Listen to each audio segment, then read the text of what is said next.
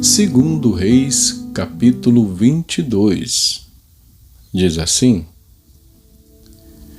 Josias tinha 8 anos de idade quando começou a reinar e reinou 31 anos em Jerusalém. A mãe dele se chamava Gedida e era filha de Adaías de Boscate. Josias fez o que era reto aos olhos do Senhor, andou em todo o caminho de Davi, seu pai, e não se desviou nem para a direita nem para a esquerda. No 18º ano do seu reinado, o rei Josias mandou o escrivão Safã, filho de Azalias, filho de Mesulão, à casa do Senhor, dizendo: Vá pedir ao sumo sacerdote Ilquias que conte o dinheiro que foi trazido à casa do Senhor, o qual os guardas da porta ajuntaram do povo. Que esse dinheiro seja entregue aos que dirigem a obra e têm a seu encargo a casa do Senhor, para que paguem àqueles que fazem a obra na casa do Senhor, para repararem os estragos do templo, aos carpinteiros, aos construtores e aos pedreiros, e que comprem madeira e pedras lavradas para repararem os estragos do templo. Mas não é necessário que prestem contas do dinheiro que lhes foi entregue, porque são honestos. Então o sumo sacerdote Ilquias disse ao escrivão Safã: Achei o livro da lei na casa do Senhor. Ilquias entregou o livro a Safã e este o leu. Então o escrivão Safã foi falar com o rei e lhe deu relatório, dizendo: Os seus servos contaram o dinheiro que estava na casa do Senhor e o entregaram nas mãos dos que dirigem a obra e têm a seu encargo a casa do Senhor. Depois o escrivão Safã anunciou ao rei: O sacerdote Ilquias me entregou um livro. E Safã o leu diante do rei. Quando ouviu as palavras do livro da lei, o rei rasgou as suas roupas. Então deu ordens a Ilquias, o sacerdote, a Aicão, filho de Safã, a Aquibor, filho de Micaías, a Safã, o escrivão, e a Asaías, servo do rei, dizendo: Vão consultar o Senhor por mim, pelo povo e por todo o Judá a respeito das palavras deste livro que foi encontrado.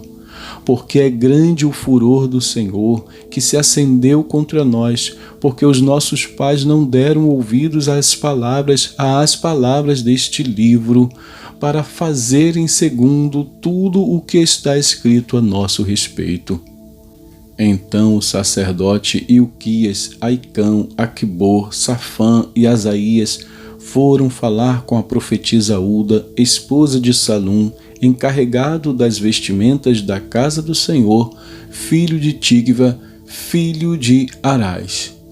Ulda morava na parte nova da cidade, em Jerusalém. Eles lhe contaram o que havia acontecido, e ela lhes disse: Assim diz o Senhor, o Deus de Israel: Digam ao homem que os enviou a mim. Assim diz o Senhor: Eis que trarei desgraça sobre este lugar e sobre os seus moradores, a saber, todas as palavras do livro que o rei de Judá leu. Por terem me abandonado e queimado incenso a outros deuses para me provocarem a ira com todas as obras das suas mãos, o meu furor se acendeu contra este lugar e não se apagará. Mas ao rei de Judá que os enviou para consultar o Senhor, digam o seguinte: Assim diz o Senhor, o Deus de Israel, a respeito das palavras que você ouviu. Visto que o seu coração se enterneceu e você se humilhou diante do Senhor, quando ouviu as ameaças que fiz contra este lugar e contra os seus moradores, que seriam objeto de horror e de maldição, rasgou as suas roupas e chorou diante de mim, também eu ouvi a sua oração, diz o Senhor. Por isso, deixarei que você morra e seja sepultado em paz, e os seus olhos não verão todo o mal que trarei sobre este lugar. Então, eles levaram esta resposta ao rei. Vamos a Daniel. Daniel, capítulo 11. Daniel 11 diz assim: Mas eu, no primeiro ano de Dário o Medo, me levantei para o fortalecer e animar. Agora eu vou lhe dizer a verdade. Eis que ainda 3 reis se levantarão na Pérsia, e o quarto será muito mais rico do que todos eles. Fortalecido por suas riquezas, instigará todos contra o reino da Grécia. Depois se levantará um rei poderoso que reinará com grande domínio e fará o que quiser. Mas, no auge do seu poder, o seu reino será quebrado e repartido para os 4 ventos do céu, mas não para a sua posteridade, nem com o mesmo poder com que ele reinou, porque o seu reino será arrancado e passará a outros fora de seus descendentes. O rei do sul será forte, mas um dos seus príncipes será mais forte do que ele, e reinará, e será grande o seu domínio. Mas, depois de alguns anos, eles se aliarão um com o outro. A filha do rei do sul casará com o rei do norte para estabelecer a concórdia.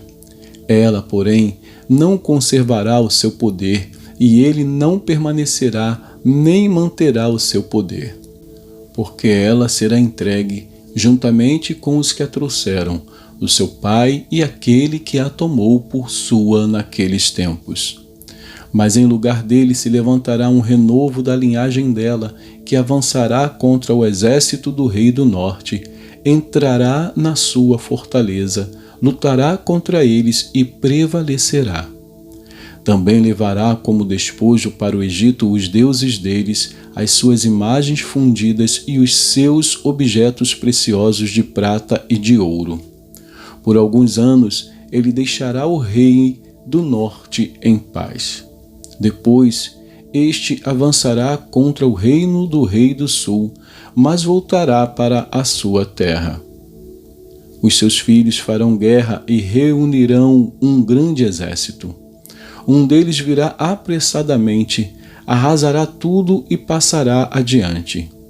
E voltando, levará a guerra até a fortaleza do rei do sul. Então o rei do sul ficará furioso e sairá para atacar o rei do norte. Este reunirá um grande exército que será entregue nas mãos do rei do sul. O grande exército será levado e o coração do rei do sul se exaltará. Ele derrubará muitos milhares, porém não prevalecerá, porque o rei do norte voltará e reunirá um exército ainda maior do que o primeiro, e depois de alguns anos virá com um grande exército e abundantes provisões. Naqueles tempos, muitos se levantarão contra o rei do sul. Também os violentos do seu povo, ó Daniel, se levantarão para cumprirem a visão, mas serão derrotados. O rei do norte virá, levantará rampas de ataque e tomará cidades fortificadas. As forças do sul não poderão resistir. Nem mesmo os melhores soldados terão forças para resistir. O invasor fará o que bem quiser e não haverá quem lhe possa resistir. Ocupará a terra gloriosa e tudo estará em suas mãos. Resolverá vir com a força de todo o seu reino e entrará em acordo com o rei do sul. Ele lhe dará uma filha em casamento para destruir o reino do sul, mas isto não vingará, nem será para a sua vantagem.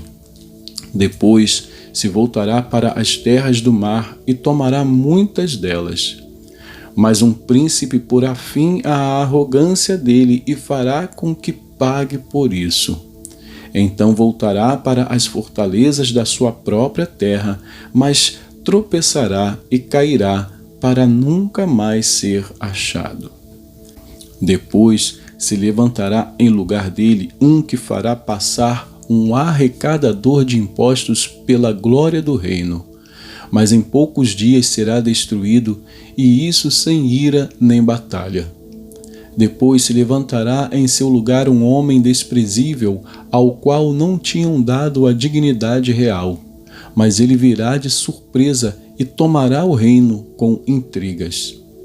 Exércitos serão arrasados diante dele, serão esmagados, inclusive o príncipe da aliança.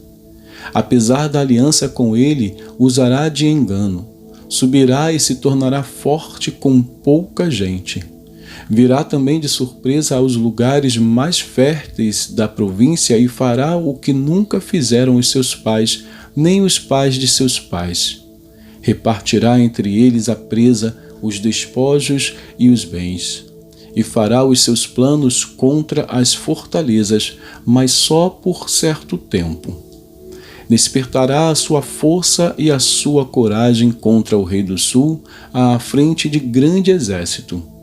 O rei do sul sairá à batalha com um grande e poderoso exército, mas não prevalecerá, porque farão planos contra ele. Os que comerem as finas iguarias dele o destruirão, o exército dele será arrasado e muitos serão mortos. Também estes dois reis se empenharão em fazer o mal e, sentados à mesma mesa, falarão mentiras. Porém isso não prosperará, porque o fim virá no tempo determinado. Então o rei do norte voltará para a sua terra com grande riqueza, e o seu coração será contra a santa aliança. Fará o que quiser e depois voltará para a sua terra. No tempo determinado voltará a atacar o sul, mas desta vez não será como foi na primeira vez, porque virão contra ele navios de Quitim. Contrariado, ele voltará e se indignará contra a santa aliança e fará o que quiser. E, tendo voltado, dará atenção aos que abandonaram a santa aliança.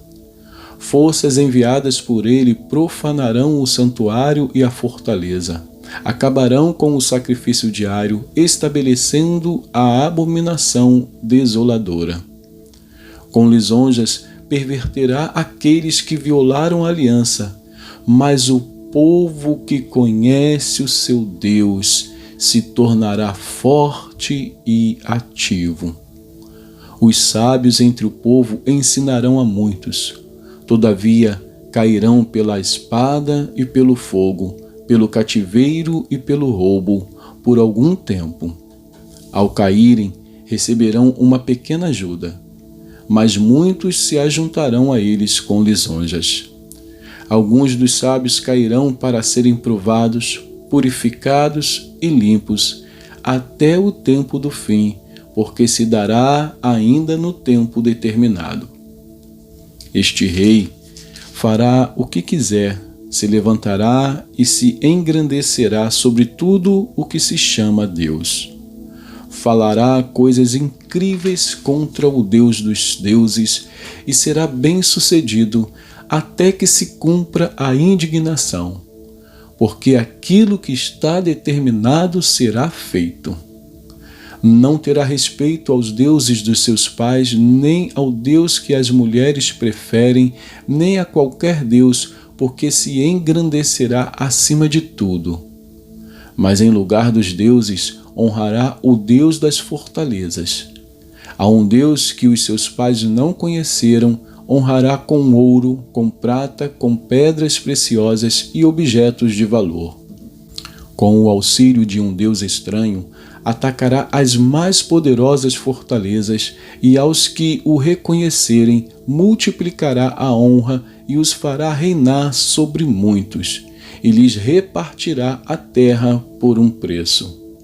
No tempo do fim, o rei do sul lutará contra ele, e o rei do norte arremeterá contra ele com carros de guerra, cavaleiros e com muitos navios, e entrará nas suas terras, e as inundará e passará. Entrará também na terra gloriosa, e muitos sucumbirão, mas Edom, Moabe e as primícias dos filhos de Amon escaparão do seu poder. Estenderá a sua mão contra as terras, e nem mesmo a terra do Egito escapará. Tomará posse dos tesouros de ouro e de prata e de todas as coisas preciosas do Egito. Os líbios e os etíopes o seguirão. Mas será perturbado por rumores vindos do Oriente e do Norte, e sairá com grande furor para destruir e exterminar muitos. Armará as suas tendas palacianas entre o mar e o glorioso Monte Santo. Mas chegará ao seu fim, e não haverá quem o socorra. E que Deus abençoe a porção da sua palavra.